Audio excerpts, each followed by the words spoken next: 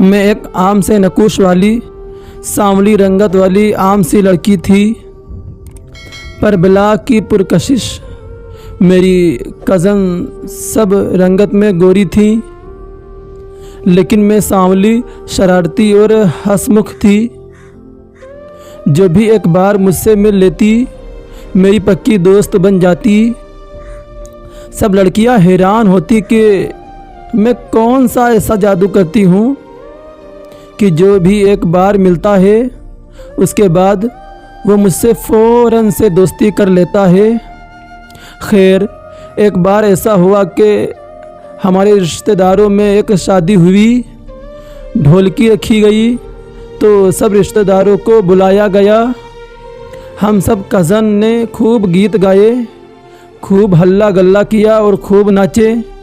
वहाँ पर हम सब एक दूसरे के साथ बहुत इन्जॉय करते रहे। वहाँ कुछ कज़न्स जो कि करीबी रिश्तेदार थे, उनमें से एक लड़का भी था जो बहुत खूबसूरत हैंडसम नौजवान था। उसकी नज़रें सारे इवेंट में मेरी तरफ ही थी और मुझे भी महसूस हो रहा था। खाना लगा तो सब खाना खाने लगे। उसने मुझे मुखातिब करके बोला, आप मुझे बिरयानी ला देंगी? वो उस साइड पर गरम बिरयानी है। मैंने कहा, जी ज़रूर ला दूंगी, मैं आपको ला देती हूँ। उसके बाद मैं खाना खाने के लिए चली गई और उसको बिरयानी डालकर देने के लिए आगे बढ़ी। मुझे महसूस हुआ कि कोई मेरे पीछे आ रहा है। वो मेरे पीछे आ रहा था, मेरी तरफ लपका और मुझे आवाज़ देकर रुकने को बोला। मैं समझी कि शायद कुछ और भी चाहिए होगा उसे। वो पास आकर बोला मुझसे, मैं आपको रोज़ ही देखता हूँ पर बात नहीं कर पा रहा आपसे। आप थोड़ी सी देर के लिए एक तरफ हो जाएंगी प्लीज़? मेरी बात सुन सकते हैं आप प्लीज़? मैं काफ़ी हैरान थी कि इसने ऐसी क्या बात करनी है मुझसे, लेकिन दिल में कुछ खुशी भी थी कि ये शायद वो मेरी तरफ से कुछ इंटरेस्ट हो कर रहा है, क्योंकि वो था ही इतना खूबसूरत, तो कोई भी लड़की उसकी तरफ माइल हो सकती थी। मैंने कहा, जी ज़रूर, चले उस साइड पर चलते हैं। हम वहाँ गए और वो मेरे काफ़ी करीब आकर मेरी आँखों में बहुत गौर से देखने लगा। मुझे कुछ अजीब सा भी लगा और शर्म भी आने लगी। कुछ देर वो मुझे खामोशी से देखता रहा। मुझे तो जैसे पसीना सा आने लगा और दिल धड़कने लगा और मेरे हाथ बहुत बुरे तरीके से कांपना शुरू हो गए। मुझे बहुत अजीब लग रहा था। मैंने फ़ौरन से हाथ छुड़ाना चाहा, लेकिन उसने मजबूती से मेरा हाथ पकड़ा हुआ था। वो आहिस्ता से मेरे करीब आकर बोला, मत घबराओ, मैं हूँ ना, मुझे गलत मत समझना यार, तुम मुझे बहुत अच्छी लगती हो। तुम्हारी शरारती चमकती सी आंखें, चहकना और बहुत प्यार से बोलना सब कितना दिलकश है। मैं सारी रात तुम्हें सोचता हूँ।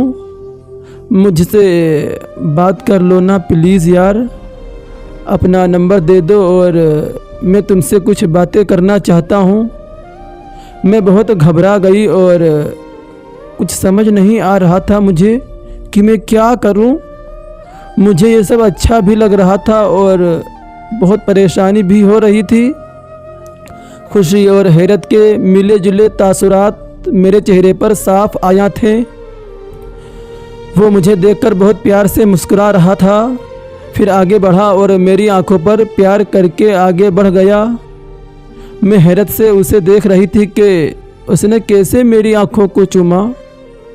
उसे कोई खौफ ही नहीं था कि कोई देख लेगा तो क्या होगा। और वो पार्टी ख़त्म हो गई।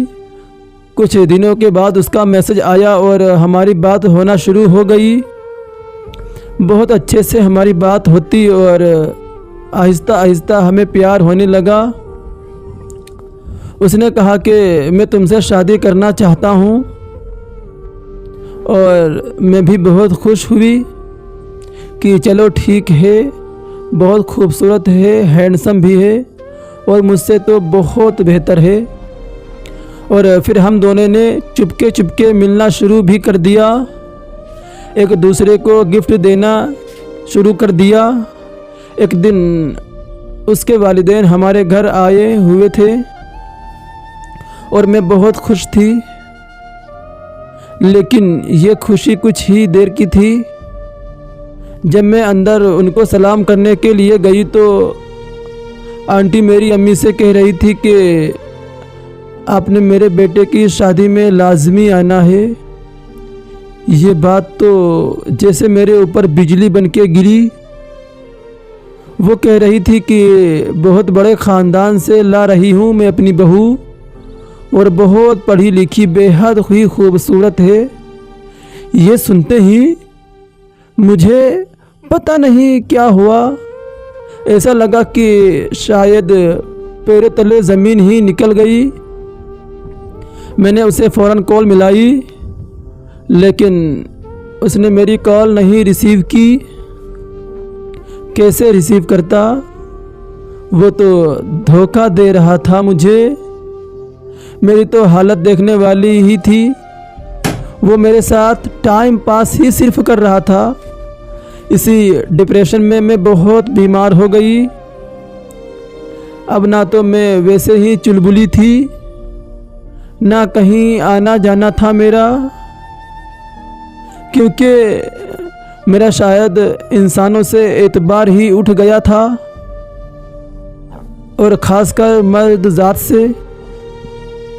इस तरह के मर्द सिर्फ एक शराब है, दूर से अच्छा लगने वाली शराब। मैं बहुत ही उसे फ़ोन करती रही, लेकिन उसने मेरा फ़ोन ही नहीं उठाया।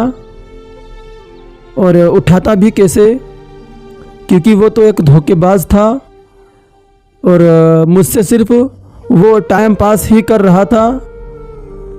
और मैं पागल लड़की उसको समझ भी नहीं पाई और उसके प्यार में पागल ही रही और सोचती ही रही कि शायद वो मुझसे प्यार करता है। और मैं इतनी अनजान थी कि मैंने ये भी नहीं सोचा कि मुझ में और उसमें ज़मीन आसमान का फ़र्क है, क्योंकि मैं एक सांवली लड़की थी और वो गोरा हैंडसम था, अच्छी बॉडी का मालिक भी था। और मैं बेचारी उसके प्यार के, उसे शादी करने के सपने सजाए हुई थी। और फिर जब उसकी शादी का दिन आया तो मेरे मम्मी पापा और मेरे घर वाले सारे लोग उसकी शादी में गए, लेकिन मैं नहीं उसकी गई शादी में। और मैं जाती भी तो कैसे, वहाँ क्या करने जाती, क्या मुंह दिखाने जाती, इसीलिए मैं उसकी शादी में भी नहीं गई। तो दोस्तों, आपको ये कहानी कैसी लगी, प्लीज़ हमें कमेंट करके ज़रूर बताएं।